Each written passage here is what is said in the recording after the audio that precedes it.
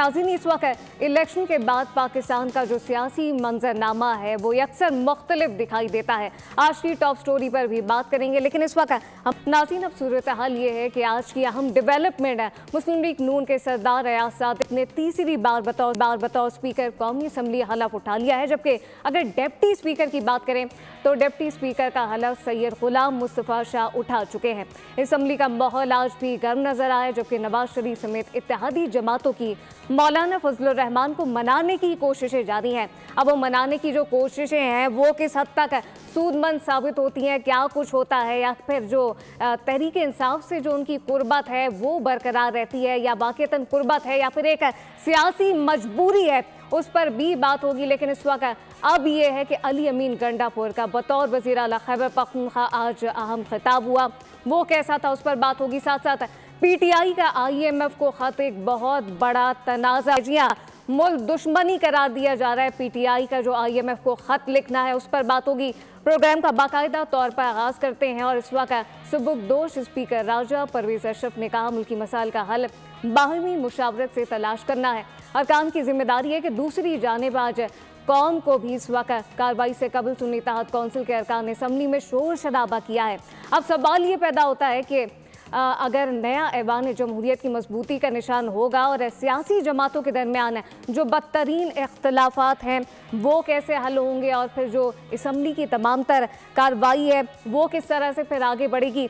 लागारी साहब से सबसे पहले आगाज़ करते हैं। लागारी साहब, अब जो सूरत हाल देख रहे हैं, एक तो सियासी जमातों के आपस में आपसी इख्तलाफात हैं वो सबके सामने और अब असम्बली की कार्रवाई को भी आगे बढ़ना है, सियासी माहौल कैसा देख रहे हैं आप? एक तो ये है कि सियासी जमातें एक दूसरे के ख़िलाफ़ ही बनती हैं और उनका काम ही यही होता है कि एक दूसरे के नुक्ता नज़र से इख्तलाफ करें और अपने अपने नुक्ता नज़र के मुताबिक उसकी तफसील बयान करें, उसकी तशरीह करें। ये कोई अनोखी बात नहीं है कि ऐवान के अंदर इस तरह की कार्रवाइयाँ हो रही हैं या ऐवान के अंदर कोई तनाज़ात हैं, अगर कोई झगड़े हो रहे हैं तो दुनिया भर के ऐवानों में, दुनिया भर के मुंतखब नुमाइंदों के इदारों में इस तरह की कार्रवाइयाँ होती हैं। बात चीज़ें अनोखी हैं जो नहीं होनी चाहिए और बड़े ऐवान भी इन चीज़ों से गुजरे हैं। हमारा मुल्क का सबसे बड़ा ऐवान यही है, कौमी असम्बली ही हमारे मुल्क का सबसे मोतबर, सबसे हमारे लिए काबिल एहतराम एक इदारा है, इसको तौकीद दी जानी चाहिए। लेकिन दुनिया के जो बड़े दीगर ममालिक के हैं जहाँ जमहूरियत ने जन्म लिया, बरतानिया में, वहाँ भी पार्लियामेंट में इस तरह की कार्रवाइयाँ होती हैं, इसी तरह की गुफ्तगू भी होती है, इसी तरह के तनाज़ात भी होती हैं, इसी तरह के झगड़े भी होते हैं। और अमेरिका में भी, जहाँ जो इस वक्त एक सुपर पावर के तौर पर है, वहाँ भी झगड़े होते हैं। और अगर आप जाएँ तो आपको रूसी डोमा में भी इस तरह के इख्तलाफात मिलेंगे, फ्रांस की पार्लियामेंट में इस तरह की चीज़ें मिलेंगी। हमने दुनिया के और ममालिक में भी इस तरह की चीज़ें देखी हैं। जापान में जो बाकायदा इसी तरह की चीज़ें होती हैं, बल्कि मार पिटाई भी होती है।